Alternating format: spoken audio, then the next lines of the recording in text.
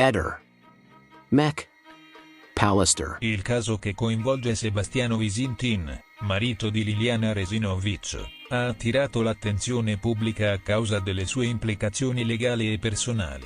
Visintin è stato accusato di diffamazione dai suoi vicini, Salvatore Nasti e Gabriella Micheli, i quali affermano che alcune dichiarazioni fatte da Visintin in televisione abbiano leso la loro reputazione. Queste dichiarazioni, trasmesse il 22 e il 29 settembre 2023, avrebbero insinuato che Nasti e Micheli fossero entrati nella casa di Visintin e Resinovic la sera in cui Liliana è scomparsa, portando via qualcosa di significativo, come le chiavi di casa. Durante l'udienza, che si è svolta sotto l'occhio vigile del giudice Alessio Tassan, i vicini Nasti e Micheli, rappresentati dall'avvocato Francesco Mazza, si sono costituiti parte civile. Questo passaggio è cruciale poiché consente loro di partecipare attivamente al processo, cercando un risarcimento per i presunti danni subiti. Il giudice Tassan ha deciso di rinviare il processo al 22 gennaio 2025, data in cui si terrà l'udienza predibattimentale.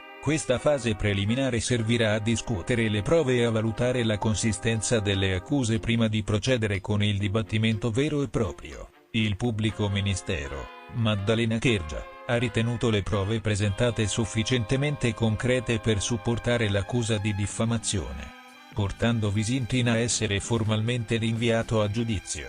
La difesa di Visintin, guidata dall'avvocato Paolo Bevilacqua, dovrà lavorare per contestare le accuse e dimostrare l'innocenza del loro cliente. Questo caso mette in luce le complesse dinamiche che possono sorgere nei rapporti di vicinato e come le dichiarazioni pubbliche possano avere conseguenze legali significative. La comunità attende con interesse l'evolversi del processo, che non solo determinerà l'esito giuridico per Visintin ma potrà anche influire sulle relazioni tra le parti coinvolte e sul contesto sociale circostante. Guarda, sono piuttosto veramente addolorata, sono allibita, sgomenta, perché tu devi pensare che noi ci frequentavamo. Io ero amica di Lilli e continuo ad essere amica di Lilli finché non viene fuori la verità. Guarda, questa mattina ho messo un post. Tutti noi abbiamo i nostri defunti che ci teniamo sul cuore, mamma, papà, amici, quello che vuoi. Lilli non riusciamo a lasciarla mettere in pace sul cuore perché Lilli è ancora in un oblio. Lilli, dobbiamo conoscere la verità per lasciarla in pace. Quindi tutti questi 3 anni che si parla di trovare tutti la verità, adesso stamattina, sempre nei miei pensieri, nei miei ragionamenti, allora no, è venuta fuori sta banda degli onesti, la banda di qua, le bande di là. Ma ci rendiamo conto che esistono, detta così in modo volgare, delle bande anche fra i consulenti? Perché a un dato momento tutti ricerchiamo la verità, allora un consulente dice una cosa, l'altro smentisce immediatamente che non può essere. Ma sono create delle fazioni anche tramite i consulenti. Sebastiano ci è andato giù durissimo definendo tutti voi la banda degli onesti. Io invece la prendo molto bene perché sono orgogliosa di fare parte della banda degli onesti.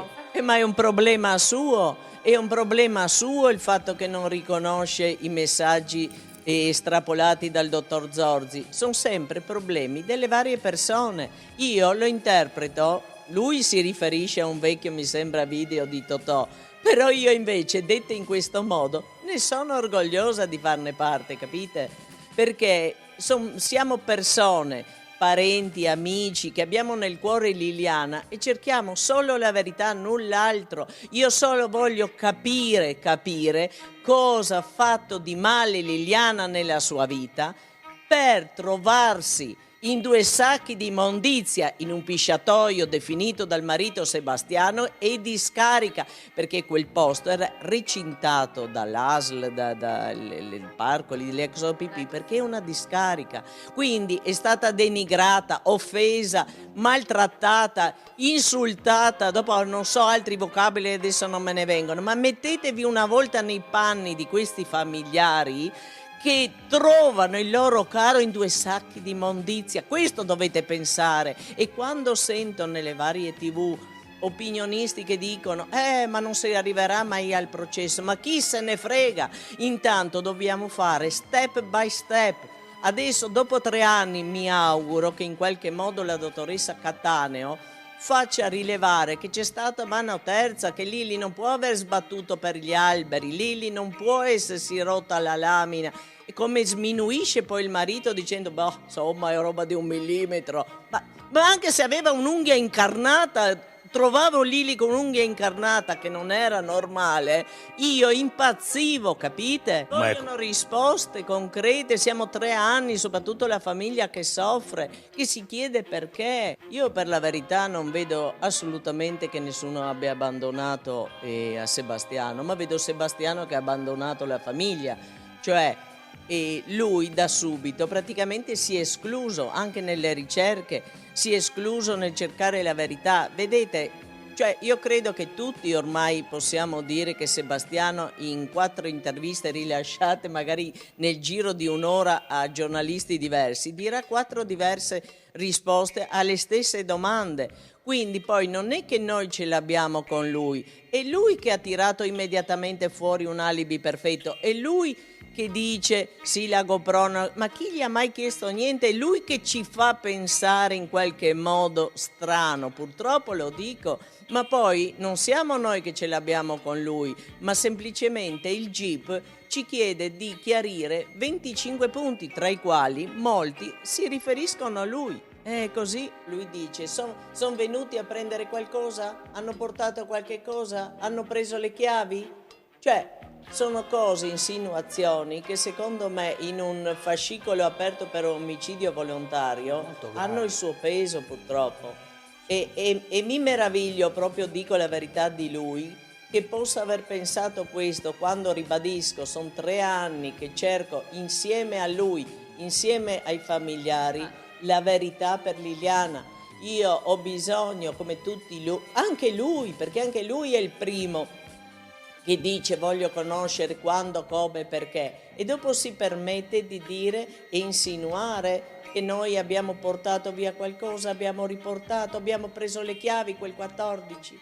Mi sembra pesante, onestamente. Non ne capisco il motivo. Per qualsiasi vedovo, nel momento in cui muore la moglie, chiaramente va di diritto alla reversibilità, ma noi glielo dicemmo, glielo disse anche la cugina Silvia, che appunto se il corpo non si trovava bisognava aspettare 10 anni per morte presunta. Non ero da soli in casa quando lui ha detto questo. Lui aveva il cellulare in mano e con la testa bassa ha detto poche parole, ci vogliono 10 anni. Io lì mi sono così un po' agitata, nel senso che gli ho detto ma di cosa stai parlando? Liliana era ancora scomparsa, non era ancora stata trovata. E gli faccio, di cosa stai parlando? Di 10 anni che devi aspettare se non si trova il corpo per la morte presunta? E lui mi ha risposto, e tu come lo sai? E gli ho detto, guarda, sono anni che guardo una certa trasmissione dove parlano anche di questo. Doveva essere intorno al 18-19 dicembre. Quando lui è uscito, io a mia figlia gli ho detto, vedrai che adesso il corpo lo troviamo. Diciamo proprio come si fa a credere a queste lacrime? E già là suona strano, perché proprio lui dice, allora sono arrivato tipo alle 9, 9 e un quarto lì, e sono stato 2 ore a fare i coltelli. Sì. Alle 11 ha finito. Lui dice poi che è uscito a 12:45. A me, fra virgolette, disturba che lui non abbia mai detto dove ha parcheggiato, perché a parte che dove aveva lo studio lui o il magazzino, come volete chiamarlo, là si tramanda da padre in figlio un parcheggio.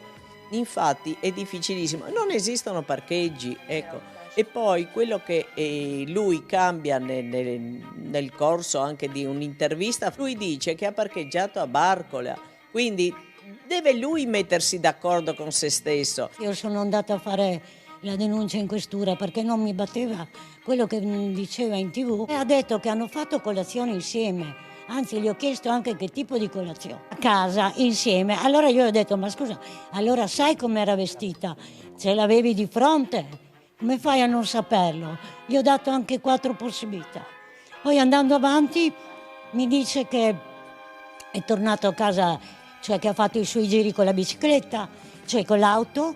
Poi è tornato a casa alle 10, 10 e mezza, ha lasciato l'auto e ha preso la bicicletta per fare le famose GoPro. E poi ha detto sono tornato a casa all'1 e mezza per pranzo. Allora parliamoci chiaro, penso che siamo tutti d'accordo che Sebastiano in questi 3 anni ha 3000 contraddizioni. Sebastiano lo scrive da noi l'alibi perfetto a casa nostra, che infatti la prima cosa che è stata detta: ma perché compili un alibi perfetto, che ti serve? Non sappiamo neanche dove è Liliana, magari se n'è andata. Dopodiché riguardo a queste telefonate, lui pian piano, andando avanti nel percorso dei 3 anni, dice che sua moglie piangeva la notte, che c'aveva lo stalker. Quindi cosa fai tu? Chiudi il telefono a questa persona che chiama. Lui dice era lo stalker. Alle 14:56. Arriva questa telefonata che poi lui la descrive come una persona che ansimava, che Liliana gli aveva detto che c'era uno stalker e che la notte aveva pianto, eccetera. Ma io, credetemi, come posso sopportare un marito che dice, piangeva, faceva, e lui la mattina se ne va bello liscio, tranquillo, e non fa una chiamata alla propria moglie che piangeva tutta la notte, se non altro, dico io, per chiedergli come sta. E poi non è che blocca lo stalker alle 14:57, lui blocca lo stalker famoso che è Claudio prima di entrare in questura con noi. Per quale motivo? Se lui giustamente, Liliana dicevano che c'era proprio quello, poi sembrerebbe che era proprio quello là. Un dato momento, a parte tutto, io mi chiedo, no? Una donna di 63 anni c'ha lo stalker di un uomo che, scusate dico, gli rompe le palle.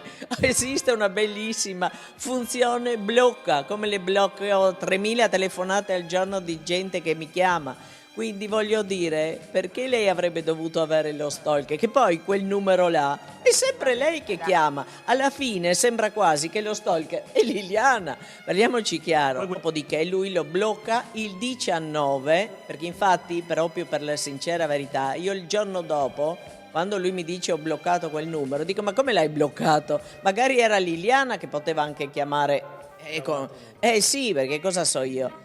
Dice adesso però non so come si fa a sbloccarlo, e il 19 dirà invece anche a me che l'ha sbloccato. Ma dico ma come? Prima lo blocchi, dopo lo sblocchi, solamente che col senno di poi ha un altro significato. In quel momento, credetemi, non si capiva più niente da questo uomo. È lui che dice che risponde al telefono alle 14:56 a questo fatidico stalker. Quindi in casa c'era lui. Non c'è, questo è un dato oggettivo e non ci piove sopra. Posso confermare che quando noi siamo scesi, che lui ci ha chiesto di scendere, anzi ha detto per favore vieni giù.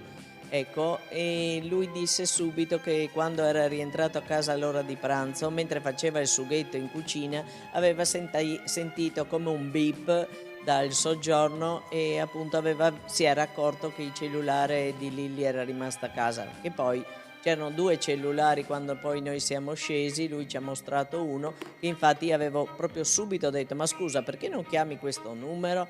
E lui aveva detto sarà di un amico. Questo l'ho detto anche nella SIT, perché lui 4-5 giorni dopo, quando è tornato a casa mia, perché è venuto più volte, e quando io ho visto palesarsi Claudio nei video, io la storia la sapevo perché Claudio me l'ha detta in faccia davanti a testimoni, quello che sta raccontando da 3 anni, l'ha detto per filo e per segno. E io ho detto ma scusa Sebastiano, questa persona che dice di essere l'amico speciale, perché all'inizio questo diceva a Claudio, no? Ma tu lo conosci, sai chi è? Ma sì, è uno che Liliana andava a dare una mano e doveva andarci anche il venerdì. Ho tutto nel cellulare. Ma poi c'è una cosa, ecco, questo volevo dire. Io vengo a sapere della scomparsa di Liliana il giorno 16 alle 4:30 da un'email.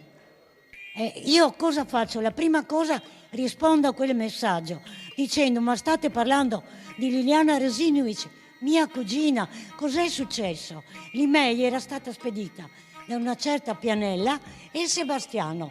Mezz'ora dopo scompare il messaggio. Io cerco il numero di Liliana, la chiamo sul cellulare e io mi aspettavo che qualcuno dall'altra parte mi rispondesse. Invece non ha mai risposto quel numero, cioè a quella telefonata. Allora, mi sono organizzato Mi sono Con i organizzato per cartelli. rispondere così. No. Io accuso Sebastiano di sapere cosa le è successo. Lui sa per filo e per segno, spero riusciate a sentire magari male ma poco, lui sa per filo e per segno quello che a Lilli è successo.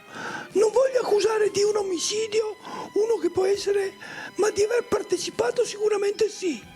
Voglio sperare che non sia stato lui materialmente a farlo, per lui.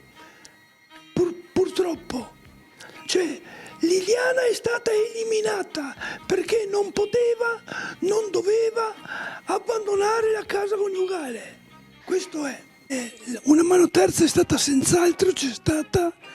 Io se fossi stato il fratello e i parenti stretti di Liliana avrei portato un'accetta e avrei spaccato la cassa per vedere le condizioni di Lili. Lei non è stata fatta vedere di persona, purtroppo, il suo cadavere, perché balzava subito evidente il fatto che lei, altro che suicidio, era stata malmenata prima e evidentemente fatta morire poi. Ma io le primissime volte che sono comparso in un'intervista qualsiasi, parliamo di gennaio 22, metà gennaio, io ho dichiarato subito e sono convinto di questo che lei non poteva suicidarsi, non esisteva proprio, l'ho detto il 15 dicembre in questura quando mi sono preparato da solo a fare una mia relazione. Lei non poteva suicidarsi col prospetto di vita che aveva e avevamo assieme. Io non mi sento offeso per niente, anzi, sì, proprio peccato, perché queste cose io vorrei gridarle a piena voce, per capirci. E io sono convintissimo che lui ha sempre mentito sapendo di mentire, perché sapeva della nostra storia da tanto tempo, io direi mesi, se non addirittura anni, almeno qualche sospetto, ma negli ultimi tempi lui sapeva tutto di noi. Io qui lo dico, me ne frega altamente di quello che potrà comparire. Lui ascoltava con il suo cellulare le cose che noi ci dicevamo. I due cellulari loro erano collegati. Lui aveva fatto in maniera di poter sentirla sempre. Altro che non c'è una prova, però esiste la possibilità di farlo. Motivo per il quale io sono convinto che se c'era la possibilità di farlo, lui l'ha fatto. Non c'è una prova, ma spero che emerga. La convinzione, certo, questo io non posso dirlo, non voglio dirlo, anche se lo penso, perché non è un problema.